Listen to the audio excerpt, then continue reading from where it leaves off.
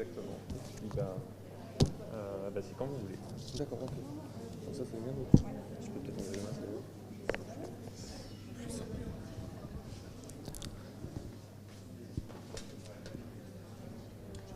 Je te laisse te présenter. Comme on a dit. Le micro fonctionne, ouais, très bien. Bonjour tout le monde. Je suis très content, on est très content d'être là et de pouvoir prendre la parole un petit temps pour vous présenter Bookinou et des retours d'usage donc de Bookinou, qui est un outil d'accompagnement à la lecture pour des enfants qui sont en cycle 1 et cycle 2. Et donc moi je suis l'un des cofondateurs, c'est pour ça que j'ai un pull avec marqué en gros Bookinou dessus. Et j'ai la chance d'être accompagné de Muriel, qui est utilisatrice depuis 2 ans de Bookinou, en classe de maternelle, et donc 2 ans, ça veut dire qu'elle est l'une des premières à l'avoir utilisé, puisqu'on a 2 ans d'existence, enfin en tout cas de commercialisation du produit. Et Muriel, je te laisse te présenter du coup aussi. Oui, alors moi je suis enseignante dans l'Ain, dans une petite commune, on va dire, proche de Meximieux. Et j'étais auparavant sur Lyon, plus dans des écoles en REP, donc j'ai pas mal circulé, vu beaucoup de public, et puis après un petit passage en cycle 2, CP, CE1, CE2. Je suis revenue à la maternelle, et c'est à ce moment-là que je me suis posée, après quelques années de pause, on va dire, de la maternelle, je me suis posée sur ma pratique, et je me suis... j'ai essayé de la faire évoluer, puisque les enfants évoluent, nous aussi, dans nos pratiques. Et donc, c'est à cette occasion, en voulant un petit peu modifier mes pratiques d'enseignement, que j'ai découvert l'objet, on va dire, dont on va vous présenter aujourd'hui les usages en classe de maternelle. Voilà. Alors, avant de parler des retours d'usage, on a juste prévu de placer le contexte, voilà, de vous montrer de quoi il s'agit. Donc je rappelle, c'est pour des enfants, là en l'occurrence en maternelle. On est sur des sujets de lecture. Pour eux, ce qui est important, c'est l'autonomie, c'est la manipulation. On parlait tout à l'heure de pouvoir patouiller. Donc il faut pouvoir toucher. Et donc ce qu'on a imaginé, c'est cet objet pour eux qui se présente comme ça en termes de taille, qui a un boîtier de lecture audio, qui est sans écran. C'est voulu sans écran. J'ai rien contre les écrans, c'est pas le sujet aujourd'hui, mais simplement pour ces enfants sur cette tranche d'âge, c'était important qu'il n'y en ait pas, qui les accompagne dans la manipulation du livre, vraiment du bouquin, qu'ils puissent l'avoir entre les mains. Et donc c'est pour ça qu'on a créé Bookinou au départ, pour que de manière très simple, et je vais vous montrer juste, comme ça tout le monde comprendra, je l'allume.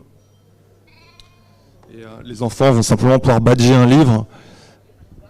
L'histoire va démarrer. Et démarrer l'histoire. Il était une fois. Il y a l'histoire du livre qui a été enregistrée et qu'ils peuvent écouter au fil des pages qui tournent, donc manipuler le livre, tourner les pages, regarder les images et avoir l'histoire qu'il aurait racontée, donc avoir une expérience de lecture en autonomie pour les enfants. Donc ça c'est du côté des enfants. Et du côté des adultes, on a une application mobile, je crois qu'on a une slide où on la montre juste après. Donc le numérique, il est plutôt du côté vraiment des accompagnants, en l'occurrence des enseignants, qui peuvent enregistrer, créer leur propre contenu audio. Comme contenu audio qui est attribué à une gommette, on l'a pas bien vu, mais qu'elle est collée derrière le livre, pour que l'enfant, quand il badge son livre ou tout autre objet sur lequel est collée la gommette, ça déclenche le contenu audio. Voilà. Donc juste de manière fonctionnelle, comment ça fonctionne.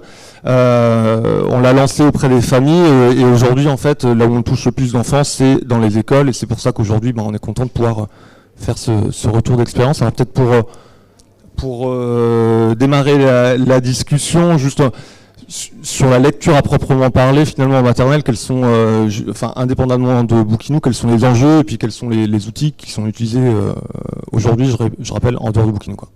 C'est vrai que nous en maternelle on utilise le livre au quotidien et ça fait partie vraiment des apprentissages majeurs. Tout ce qui est autour de la lecture, de la langue orale, et c'est la base de notre métier en maternelle. Donc voilà, le livre, il est présent tout le temps, de manière on va dire l'objet livre, mais c'était aussi déjà présent sous forme, on va dire, numérisée, avec des CD ou des histoires enregistrées. C'est pas que l'objet livre, c'est tout l'univers qui va avec. Et c'est le cœur de notre métier, l'apprentissage de la langue française. Évidemment, il y a d'autres apprentissages, mathématiques, etc. Mais c'est vraiment la base, on va dire. Sur la compréhension orale, tu me disais, sur l'apprentissage du vocabulaire, donc, en tout cas qui sont des fondamentaux forcément. Voilà, des fondamentaux. Et puis il y a aussi tout ce qui est à côté, en dehors c'est le savoir être élève, rentrer dans son métier d'élève. Et donc ça part vraiment dès la petite section de maternelle. On a vu toutes les évolutions différentes au fur et à mesure des témoignages. Et c'est vrai que là, on part... de la base des plus jeunes élèves, voire même avant. Mais bon, là, je n'ai pas de retour sur ce qui se passe avant, mais c'est aussi utilisé même dans des toutes petites sections, avec des enfants les plus jeunes du système. Alors, est-ce que tu peux nous décrire du coup quels sont les cas d'usage, comment c'est scénarisé, les parcours qu'il y a dans la classe? Moi, j'utilise Bookinou en atelier individuel autonome, c'est-à-dire que les enfants ont un temps dédié à des activités où ils sont seuls, c'est-à-dire que ils choisissent une activité, soit dans matière de langue française, mais ça peut être aussi mathématiques, arts visuels, où ils vont travailler seuls. Et donc le Bookinou est utilisé à ce moment-là, dans l'espace plutôt langage, où j'ai 2 Bookinous à disposition, avec d'abord une tâche de réception de l'histoire, c'est-à-dire écouter l'histoire attentivement, pour ensuite avoir une activité liée à cette histoire. Voilà. C'est... Après, au niveau de la gestion, c'est l'enfant choisit. Donc, à partir du moment où il choisit de faire cette activité-là, il va s'y investir. Et c'est vrai que c'est une source de motivation. On parlait tout à l'heure c'est la clé pour les apprentissages. Donc, dire je peux choisir cette activité et je vais m'engager à la réaliser jusqu'au bout avec les attendus qu'on lui a fixés. Voilà. On parlait notamment de la notion d'autonomie, puisque c'est des enfants, ils savent pas encore lire, ils sont trop jeunes, et du coup, toutes les questions d'autonomie pour ces enfants-là, de pouvoir appréhender les consignes, c'est quand même pas évident. Sur les tablettes, on a vite fait de cliquer à côté, à gauche, à droite, de sortir d'un environnement et de plus savoir comment revenir. Qu'est-ce qui fait qu'ils sont autonomes avec un Bookinou? Donc là, ils sont autonomes. Ils ont le Bookinou, ils ont un casque, et il n'y a qu'une seule manipulation à faire, c'est appuyer sur le petit bouton, et il y a le petit cœur qui s'allume, ils savent que ça fonctionne. Donc l'objet en lui-même est vraiment simple d'utilisation. Et on va dire ne peut pas être détourné comme les tablettes que j'utilisais auparavant. Les enfants sont très à l'aise et parfois trop à l'aise avec l'objet, si bien qu'ils quittaient l'application d'écoute d'histoire et puis ils allaient voir ailleurs sur d'autres applications de la tablette. Donc là, l'usage est, on va dire, réservé à la tâche qu'on lui a confiée. On ne peut pas s'évader en allant naviguer sur d'autres choses, même si on canalise les autres applications, on n'a pas forcément le souhait que l'enfant l'utilise n'importe quand. Donc voilà, là c'est, on va dire, restreint, mais dans le bon sens et voilà, sécuritaire pour nous aussi, facile d'utilisation et attractif pour les petits. Finalement, cette petite boîte qu'eux considèrent comme magique, parce que, ils entendent la voix de leur enseignant, ou ça peut être d'autres personnes, puisque souvent c'est nous qui enregistrons les histoires, donc il y a ce côté affectif qui rentre en jeu, mais ça peut être aussi des parents, ou on peut aussi travailler ce lien avec la maison, si c'est d'autres adultes, comme les parents qui enregistrent les histoires à la base. Voilà. La lecture et l'histoire audio est un socle et quelque part, le début de chacune des activités, mais après, il y a d'autres activités qui prolongent l'histoire et la lecture. Est-ce que tu peux nous en dire un petit peu plus et expliquer ce que sont les tiroirs et quelles sont les activités qui suivent la lecture et leur intérêt? On commence toujours par une phase d'écoute de l'histoire. Ça, c'est la première, c'est la base. Donc, l'enfant se met dans un endroit où il est bien. C'est vraiment aussi important pour s'imprégner de l'histoire, se concentrer, etc. C'est pas forcément assis à une table. Bon, là, on voit un enfant effectivement assis à table, mais la plupart du temps, ils se mettent dans un petit coin où ils sont bien. Un petit peu comme nous, quand on lit un livre, souvent, on se met pas entre deux chaises, on est dans un endroit un peu plus réconfortant, cosy, voilà. Donc ils s'installent, ils écoutent leur histoire et ensuite, là c'est là que nous on peut jouer en fait sur ce qu'on va leur demander après. C'est-à-dire qu'il y a plusieurs niveaux plusieurs degrés, on va dire, d'exigence. On va leur demander au départ d'essayer de nous raconter ce qu'ils ont retenu de l'histoire. Donc là, avec un duel enseignant-enfant qui est très intéressant justement pour cette relation.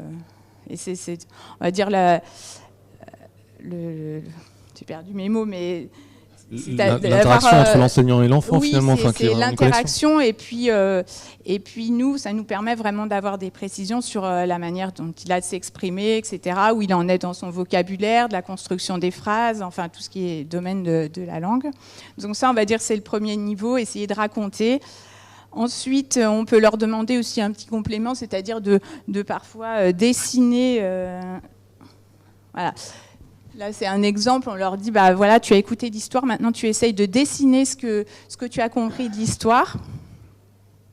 Et ensuite, de dicter une phrase à l'adulte ou de donner les noms des personnages en fonction des élèves. Ils sont tous différents, donc on s'adapte aussi à leur niveau de langage. Et c'est l'avantage d'être à deux, vraiment en relation élève-enseignant. Et puis ensuite, on pourrait passer à un niveau 3, mais là que je n'ai pas en photo, parce que déjà c'est trop tôt pour l'instant pour moi dans l'année, mais en fin d'année, on peut aussi leur demander, pour ceux qui sont un petit peu scripteurs, d'écrire un ou deux mots. Il y en a qui sont capables de ça même très tôt. J'ai des moyennes sections, mais c'est fréquent qu'en fin de moyenne section, il y a des enfants qui soient plus avancés et qui soient aussi capables d'écrire quelques mots sur l'histoire. Enfin, pas des phrases complètes, mais voilà, quelques mots. Donc ça peut être un troisième niveau d'exigence en fait qu'on peut avoir auprès des enfants.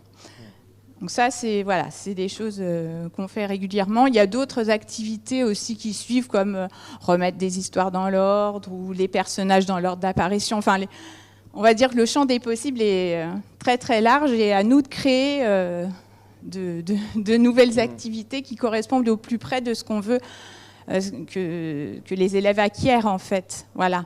On s'adapte à la fois aux élèves et on sélectionne, on va dire, on a toute liberté de choix dans les albums qu'on travaille, qui sont lus, etc. On peut adapter aussi la difficulté de vocabulaire. Enfin, le champ des possibles est multiple. Voilà.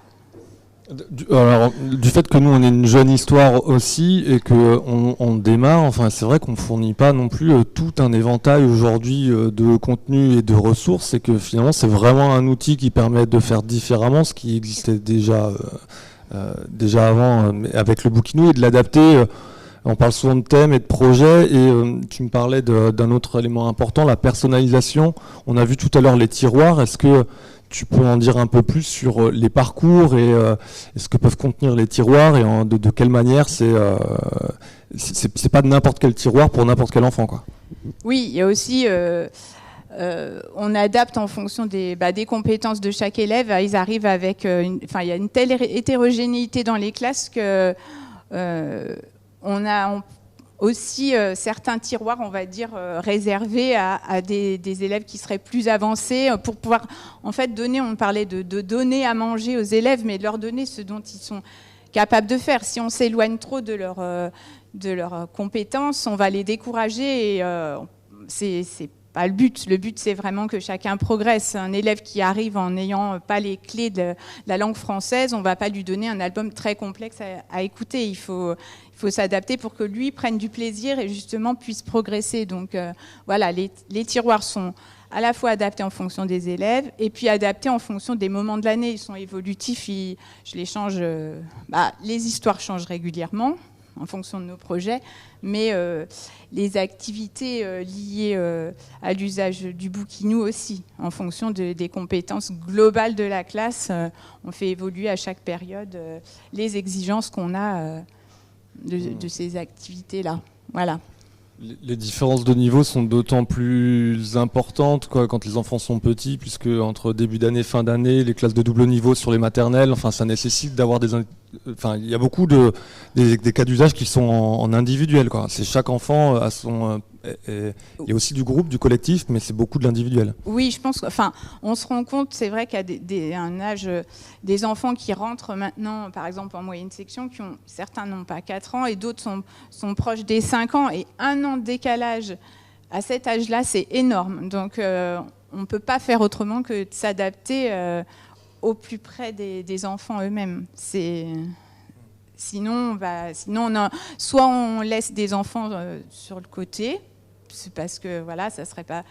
Soit certains élèves vont s'ennuyer aussi. Et ça, c'est aussi risqué que l'enfant qui. On parle des difficultés d'apprentissage, mais il faut aussi penser à ceux qui sont au-delà de ce qu'on peut attendre de la norme. Voilà. Donc ça permet.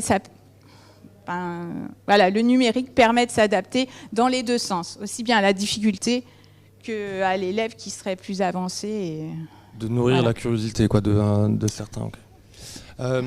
Si tu devais résumer du coup ce que ça apporte de différent ou de ce que tu pouvais avoir avant à la fois pour les enfants, mais pour toi en tant qu'enseignante, l'usage du Bookinou. J'utilisais, comme beaucoup d'enseignants de maternelle, un poste dans lequel on mettait les CD ou une tablette, etc. C'était peu mobile et pas adapté en fait au fonctionnement que j'ai maintenant, dans le sens où voilà, l'espace classe est utile. On n'est pas forcément assis à une table, on n'est pas forcément les tables peuvent changer de place, etc. Donc l'objet en lui-même permet d'être mobile facilement dans une classe. Ça c'est un atout et c'est voilà. Outre la personnalisation des apprentissages, c'est aussi dans la gestion de l'idée d'une classe flexible où on pourrait avoir différents pôles d'activité. L'objet étant technologique, on va dire, étant petit et facile d'utilisation et de déplacement, c'est voilà. Pour les élèves, on va dire que eux sont fiers d'utiliser l'objet technologique seul. Souvent, on leur dit à la maison, fais attention, tu ne casses pas la tablette, installe-toi bien, etc. Là, on leur apprend les bases. Ils savent que c'est un objet quand même malgré tout, fragile, même s'il l'est pas, mais on leur dit qu'il faut en prendre soin. Et ils ont quand même cette fierté d'utiliser l'objet complètement seul, pas avoir à demander sans arrêt pour l'allumer, le mettre en route. Voilà. Si difficulté il y a en général une bonne coopération entre les enfants et du coup, voilà, l'entraide aussi a été développée, un petit peu grâce à l'objet qui attire beaucoup. Voilà. Il y a des temps qui sont dédiés ou en termes de fréquence, en termes est-ce qu'il est utilisé par chaque enfant, est-ce qu'il est utilisé tous les jours, plusieurs fois par semaine? Comment ça se passe? Les Bookinou sont utilisés tous les jours. Ils peuvent être utilisés le matin librement quand les enfants arrivent en classe à l'accueil. Donc ceux qui veulent peuvent aller prendre le tiroir. Et sinon, une plage est dédiée par petits groupes, parce que on n'en a que 2, mais voilà, on les fait tourner, ils peuvent tous l'utiliser sur la semaine. Il n'y a pas un enfant qui ne l'aurait pas utilisé. Donc, mais le roulement n'est pas, on va dire, vraiment prédéterminé. Nous, on veille quand même à ce qu'il n'y ait pas de disputes, etc. Mais ça roule bien parce qu'ils n'en ont pas forcément besoin au même moment. Voilà. On avait donc identifié, ciblé des usages principaux tels qu'on les avait imaginés au départ, c'est-à-dire autour de la lecture audio, autour de la prise en main du livre, de manipuler le livre, de travailler sur le langage et sur l'écoute, la compréhension orale. Et puis il y a aussi d'autres usages qui sont apparus, qui sont quelque part un peu détournés. Dans les classes de maternelle, mais aussi du coup dans les niveaux cycle 2. J'ai entendu des choses sur le fait de pouvoir l'utiliser pour passer des consignes, mais aussi sur les langues ou sur le fait d'enregistrer les plus grands qui eux commencent à lire. Tu peux oui, aussi en dire alors un peu je sais plus qu'il est utilisé par exemple pour des dictées, pour des enfants par exemple 10 qui appartiennent à la famille, on va dire 10 dyslexiques, 10 orthographiques. Ça leur permet, la dictée est enregistrée sur le Bookinou et ça leur permet d'écouter, de réécouter, de faire pause. Enfin, voilà, c'est un objet. Je sais qu'il existe aussi des applications sur ordinateur, mais on n'a pas toujours l'ordinateur dans les classes, on n'est pas toujours équipé. Et là, du coup, c'est un outil qui vient à leur portée, quoi, qui est disponible qui dans la classe. pourrait servir à cet usage-là. Moi, je l'utilise pas comme ça parce que voilà, je suis pas enseignante du cycle 2 ou du cycle 3, mais je sais que c'est utilisé comme ça. C'est vrai que c'est important. Enfin, ça permet de voilà, ou dans des classes multiniveaux, parfois on n'a qu'un seul enfant de CP ou qu'un seul enfant de CE1, etc. Ça permet d'enregistrer soit des dictées de nombres aussi. Donc là, c'est dans les futures évolutions de l'objet. On en parlait l'autre jour, parce que ça commence par prépare-toi, l'histoire va commencer. Bon, bah, c'est pas une histoire, mais les enfants passent outre et ils savent que derrière, ils ont une activité qui va leur convenir, qui n'est pas forcément toujours de la lecture. Voilà. On a aussi des partenariats, on va dire, entre des grands de cycle 3 qui enregistrent des histoires pour les plus jeunes. Donc après, elles sont mises sur le Bookinou. Donc ça, c'est intéressant pour le travail intercycle. On est plus sur la lecture à voix haute, du coup, dans ces Ouais, cas-là. Et là, c'est l'application mobile qui est utilisée et qui est disponible aussi sur tablette et donc qui permet aux enfants d'enregistrer, donc basiquement on va dire un dictaphone, mais au-delà de ça, c'est le côté studio d'enregistrement, je rajoute mes effets sonores, des choses assez ludiques pour les enfants, de créer eux-mêmes leur propre album audio et qui est réutilisé dans les petites, dans les classes de maternelle. C'est des choses qu'on voit assez régulièrement, qui sont sympas en plus pour ce côté passerelle, les collaborations entre les enfants, entre les âges. Donc voilà, je sais aussi qu'il est utilisé parfois pour créer du lien école-maison. Des parents qui enregistreraient des histoires dans leur langue maternelle. Donc c'est créer le lien et en même temps l'éveil aux langues, voilà, qui fait partie des choses qu'on travaille en maternelle, qui n'est pas forcément que l'anglais, ça peut être, peu importe la langue, c'est voilà. Donc ça c'est intéressant aussi.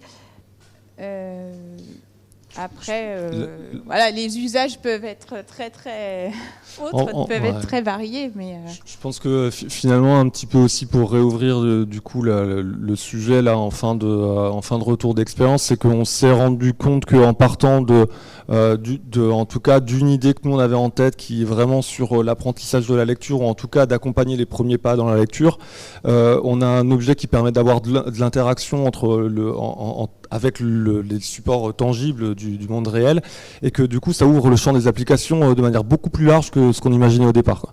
Et là, le travail qu'on fait, et je pense que c'était aussi ce qui était cité avec les petits profs tout à l'heure, c'est que on est dans une phase de travail avec notamment Muriel et d'autres enseignants qui l'utilisent depuis plusieurs mois ou un an et plus, pour travailler sur des kits d'activités, de ressources pédagogiques, de matériel à proprement parler, pour développer les activités autour du Bookinou, qui est un outil, mais autour duquel on peut construire des activités complémentaires, quoi. Donc plein de choses encore à faire et à continuer à construire ensemble, quoi. Tout en restant sur de la manipulation et pas du virtuel. Enfin, c'est sur quoi on insiste beaucoup en maternelle, c'est qu'on a besoin de beaucoup manipuler, c'est pour ça qu'on ne se passera jamais de l'objet livre. Il y a l'histoire qu'on entend, mais le livre est là, les outils qu'on leur donne à côté, on parlait de marionnettes ou d'autres, de petites figurines, là on ne voit pas très bien sur la photo, mais qui permettent de raconter l'histoire, etc. C'est le numérique est là au service de tout ce qui est manipulation, et sans lequel voilà, on ne ferait plus notre métier. On parlait tout à l'heure du confinement et autres. Ça a été une période très difficile, je crois, pour les enseignants, peut-être plus encore en maternelle, parce que notre vie n'est pas derrière un écran, elle est au contact de l'enfant, et voilà. Je pense que ce lien, effectivement, il est vraiment indispensable, et en tout cas au cœur du développement du produit, quoi. On peut... Voilà, on avait bouclé un petit peu sur les tours d'usage. S'il y a des questions. J'ai pas vu si vous voulez bien relever.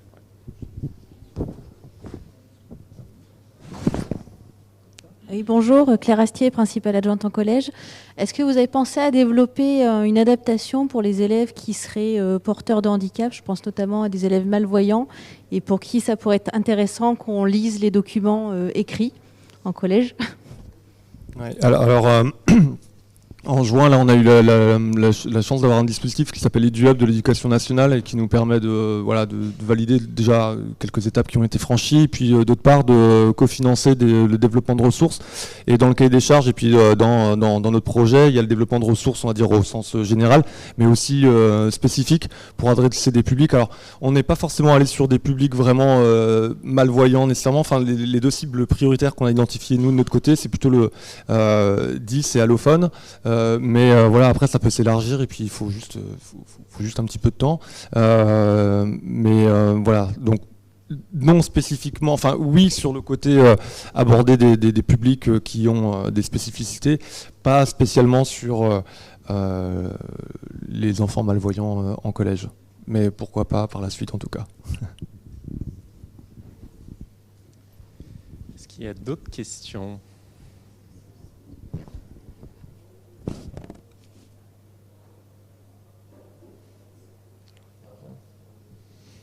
S'il n'y a pas d'autres questions, merci beaucoup. En tout cas, merci.